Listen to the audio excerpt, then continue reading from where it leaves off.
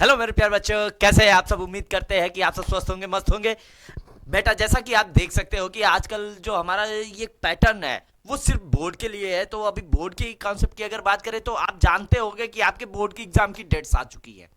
इन board exam की date में आपने देखा होगा कि हर एक चैप्टर को, हर एक सब्जेक्ट को पढ़ना थोड़ा सा क्या होता है, कंजस्टेड हो जाता है। आप बहुत जल्दी जल्दी में सारी चीजें को पढ़ने लगते हैं और आप क्या करते हो कि आप हार्ड वर्क करते हो, स्मार्ट वर्क नहीं करते। आपने देखा होगा कि गधा जो डंकी होता है, डंकी क्या करता है, वो हार्ड वर्क करता है, उसे सक्सेस नहीं मिलती। लेकिन घोड़ा क्या करता है, स्मार्ट वर्क करता है, तो घोड़ा सक्सेस हो जाता है। यानी अगर आप हार्ड वर्क केवल करना चाहते हो तो केवल हार्ड वर्क से आप सक्सेस नहीं हो सकते, आपको कुछ स्मार्ट वर्क भी करना है। तो वो स्मार्ट वर्क आपको क्या करना है, आपको बोर्ड एग्जाम में कम समय में अधिक से अधिक नंबर लाने हैं। अगर आप चाहते हो कि आप बोर्ड एग्जाम में टॉप करो, टॉप 10 लिस्ट में आओ, आपका परसेंटेज जो है 95 प्लस रहे, तो उसके लिए आपको कुछ नए तरीके से नई कॉन्सेप्ट को समझना होगा। आपको कॉन्सेप्ट क्या समझना होगा कि आपसे बोर्ड एग्जाम में पूछा क्या जाता है, बोर्ड एग्जाम का पैटर्न क्या है। उस पैटर्न के अकॉर्डिंग आपको क्या करना होगा, आपको उस पैटर्न के अकॉर्डिंग एक एक पॉइंट को, एक एक टॉपिक को क्लियर करना होगा। अब इसी चीज को आज हम आपसे बताने जा रहे हैं कि बेटा आप क्या पढ़ लो। अगर आप क्लास 12 की केमिस्ट्री में जा रहे हो, आप क्लास 12 के बोर्ड एग्जाम में जा रहे हो, आप सीबीएसई बोर्ड हो, यूपी बोर्ड हो, आप स्टेट बोर्ड हो, इससे किसी से कोई लेना देना नहीं होता। लेकिन एक टॉपिक होते हैं ना जो इंपॉर्टेंट होते हैं, उन इंपॉर्टेंट टॉपिक को आप जैसे ही पढ़ोगे, आपके 101% गारंटेड की बात मैं कह रहा हूं, अगर आपने उस टॉपिक को क्लियर कर लिया तो बेटा आपके 95% मार्क को कोई नहीं रोक सकता। तो इसीलिए बेटा आपको कुछ चीजें समझनी है। हर एक चैप्टर के जो इंपॉर्टेंट चीज है, इंपॉर्टेंट टॉपिक्स है, हार्ड टॉपिक्स जिसे बोलते हैं, उन्हें आपको याद रखना है, उन्हें क्लियर करना है। और उन्हीं कॉन्सेप्ट को आज हम आपको बताने जा रहे हैं। तो चलिए अब बताते हैं आपको कि आपको भाई सबसे पहले जो सबसे पहला चैप्टर है केमिस्ट्री का, वो क्या है, सॉल्यूशन। अब अगर आप हिंदी मीडियम के बच्चे हो तो इसे क्या कहते हैं बेटा, बिलियन। अब यहां पे आपको ये सिलेबस में क्रैक करना बताऊंगा कि आप कैसे क्रैक करो, आसानी से जल्दी में आपको आ जाए। तो यहां पे आपको कुछ कंडीशन याद रखने हैं, आपको कुछ क्राइटेरिया याद रखने हैं। अब जैसे आप सॉल्यूशन चैप्टर उठाते हो तो आप पूरे चैप्टर को पढ़ने बैठ जाओगे, तो बेटा ऐसा नहीं है कि आप पूरे चैप्टर को पढ़ लोगे तो पूरा चैप्टर आपको याद आ जाएगा और पूरा चैप्टर याद आया तो आप एग्जाम में जा रहे हो, ऐसा नहीं है। आपको कम समय में पूरा चैप्टर तो नहीं पढ़ सकते। अब आपको एक चैप्टर से लेकर 16 चैप्टर तक पढ़ना हो जाए तो एक दिन में आपको पढ़ना पड़ जाए तो आप पढ़ नहीं पाओगे। लेकिन अगर आपको यह पता रहे कि यही टॉपिक आने की संभावनाएं ज्यादा होती हैं तो आप उस टॉपिक्स को पढ़ सकते हो ना। तो वही टॉपिक्स मैं अब आपको बताने जा रहा हूं। जैसे सॉल्यूशन आपने पढ़ा, तो सॉल्यूशन में आपको क्या क्या पढ़ना है, आपको पढ़ना है बेटा सबसे पहला कैलकुलेशन कॉन्सेप्ट। क्या पढ़ना है, कैलकुलेशन कॉन्सेप्ट, जिसे बोलते हैं बेटा हिंदी में आंकिक गणना या आंकिक तथ्य। जिसमें आपको क्या क्या पढ़ना होता है कैलकुलेशन कॉन्सेप्ट में, आपको समझना होता है मोल। साथ ही साथ आपको यहां पे दूसरा कॉन्सेप्ट आपको क्या समझना होता है, मोल फ्रैक्शन, जिसे क्या बोलते हैं, मोल अंश। तीसरा कॉन्सेप्ट आपको क्या समझना होता है, मोलैरिटी, जिसे हिंदी में क्या बोलते हैं, मोलरता। चौथा कॉन्सेप्ट आपको क्या पढ़ना होता है, मोलैलिटी, जिसे हिंदी में क्या बोलते हैं, मोललता। ये बातें आपको याद रखनी होंगी। इसके साथ ही साथ आपको क्या याद रखना होगा, इसके साथ आपको याद रखना होगा हेनरी का नियम। क्या याद रखना होगा, हेनरी का नियम, जिसे आप क्या कहोगे, हेनरी लॉ। और आपको क्या ध्यान देना होगा, आपको ध्यान देना होगा राउल्ट का नियम। क्या ध्यान देना होगा, राउल्ट का नियम, जिसे आप क्या कहोगे, राउल्ट्स लॉ। और इस राउल्स लॉ में आपको दो कॉन्सेप्ट ध्यान देना होगा। एक आपको ध्यान देना होगा यहां से आइडियल सॉल्यूशन, दूसरा आपको यहां पे क्या ध्यान देना होगा, नॉन आइडियल सॉल्यूशन। ये ध्यान देना, ideal and non ideal solution. Non ideal solution में भी आपको दो तरीका, एक आपको ध्यान देना है पॉजिटिव डेविएशन, और दूसरा आपको क्या ध्यान देना है, नेगेटिव डेविएशन। इसके बाद आपको यहां पे क्या ध्यान देना होता है, हेनरी के नियम, राउल के नियम के बाद आपको यहां पे ध्यान देना होता है जिसे आप क्या कह सकते हो, कॉलिगेटिव प्रॉपर्टीज।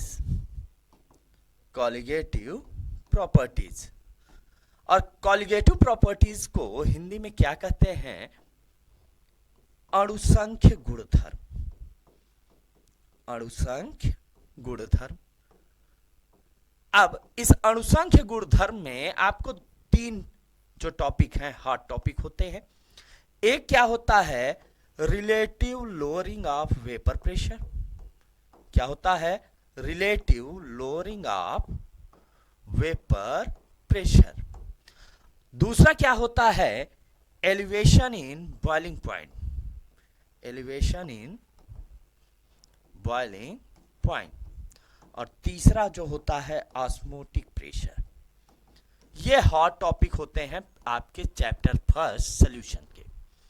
तो अब मैंने क्या कहा कि आपको सॉल्यूशन चैप्टर में आपको याद क्या रखना है। जैसे ही आप इस चैप्टर को स्टार्ट करोगे सॉल्यूशन को, तो सॉल्यूशन में आपको सबसे पहला कैलकुलेशन बेस्ड कॉन्सेप्ट आएगा जिसमें आप कैलकुलेट करते हो मास परसेंट, वॉल्यूम परसेंट, ये सारी चीजें, जिसमें आपको जो याद रखना है मेन क्या याद आपको रखना है, मोल, मोल फ्रैक्शन, मोलैलिटी, मोलैलिटी, इसके बारे में आपको याद रखना है।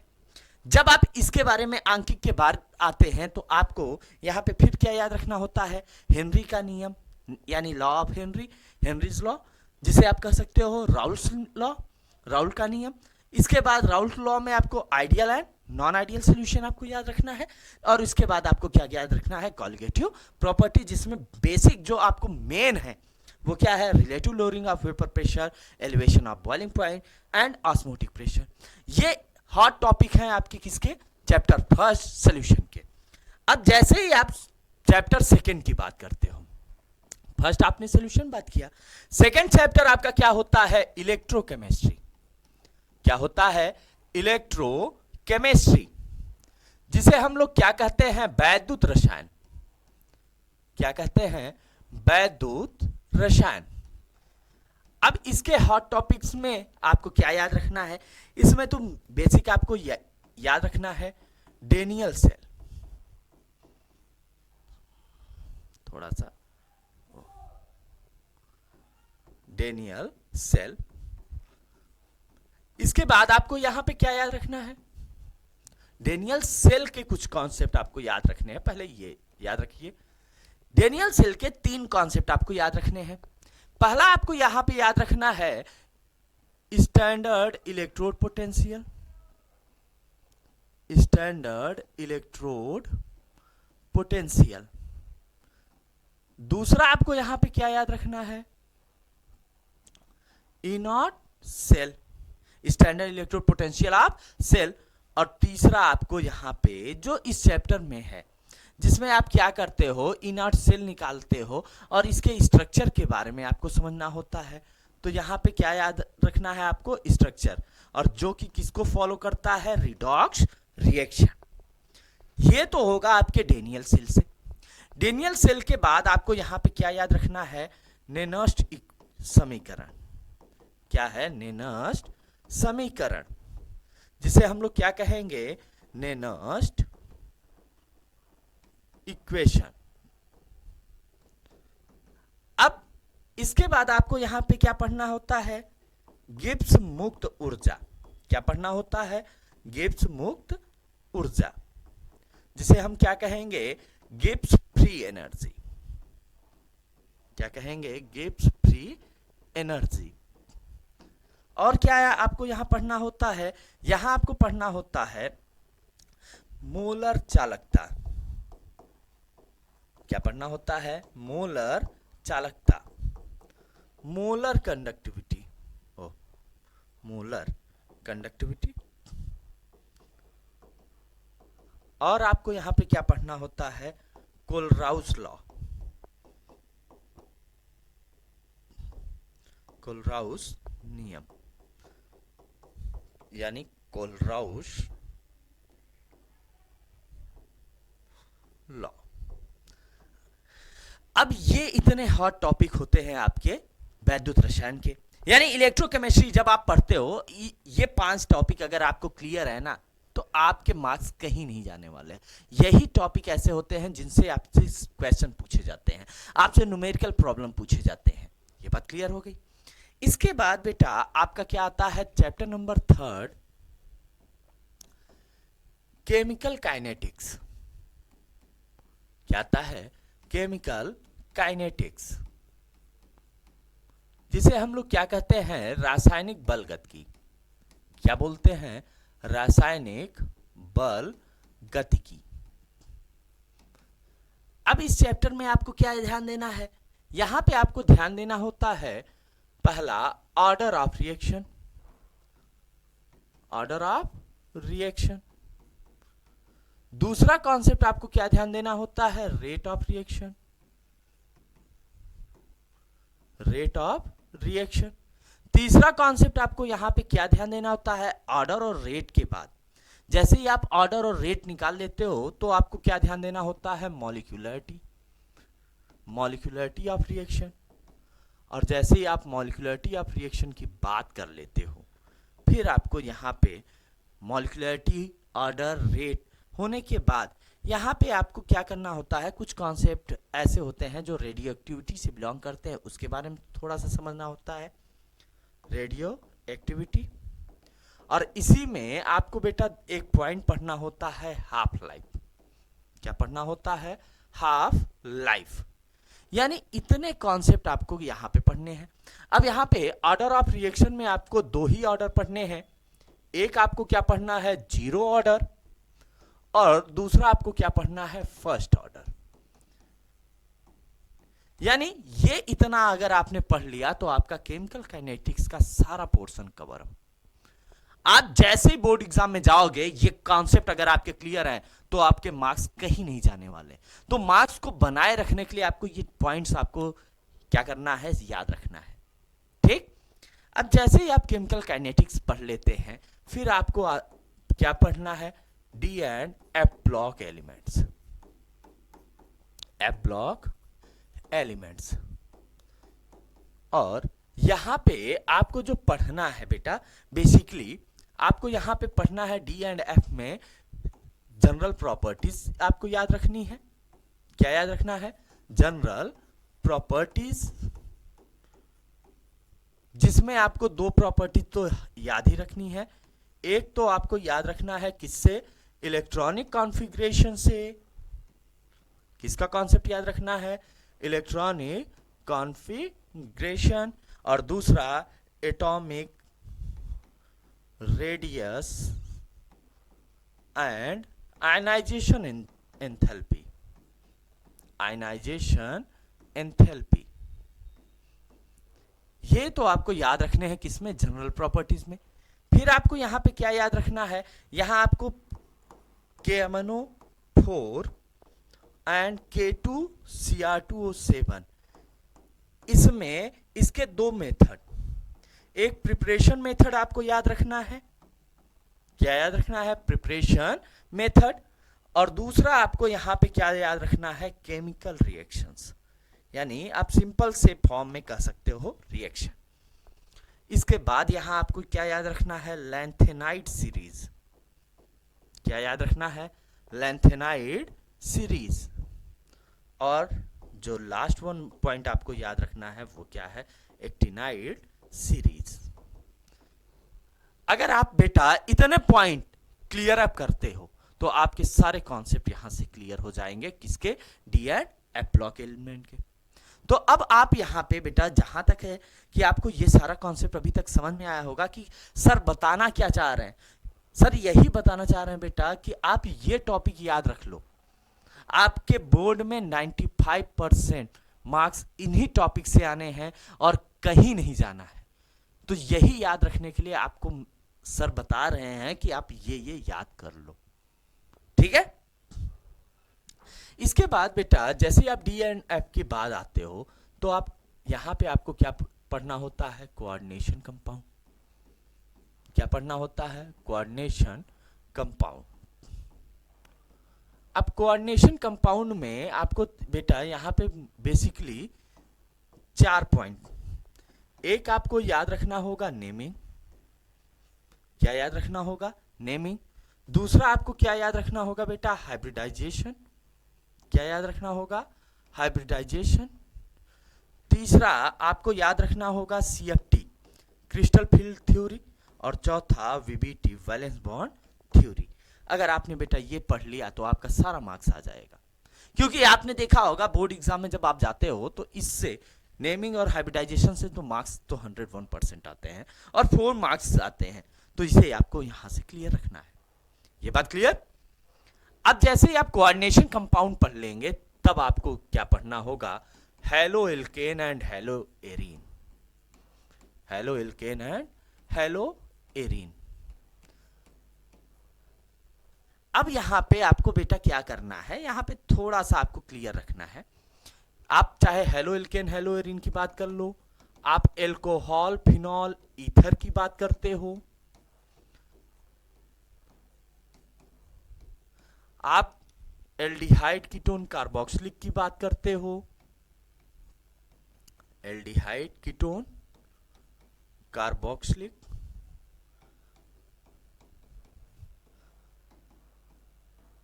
एसिड, और आप चाहे अमीन की बात करते हो। ये 4 चैप्टर्स के लिए आपको क्या क्या याद रखना है, आपको याद रखना है बेटा यहां पे इन चारों चैप्टर में प्रिपरेशन मेथड। क्या याद रखना है कि आप कैसे प्रिपेयर कराते हो। दूसरा आपको क्या याद रखना होता है बेटा, केमिकल रिएक्शंस, यानी इनके केमिकल रिएक्शंस क्या हो सकते हैं। तीसरा आपको यहां पे क्या याद रखना होता है, नेमिंग। क्या याद रखना होता है, नेमिंग।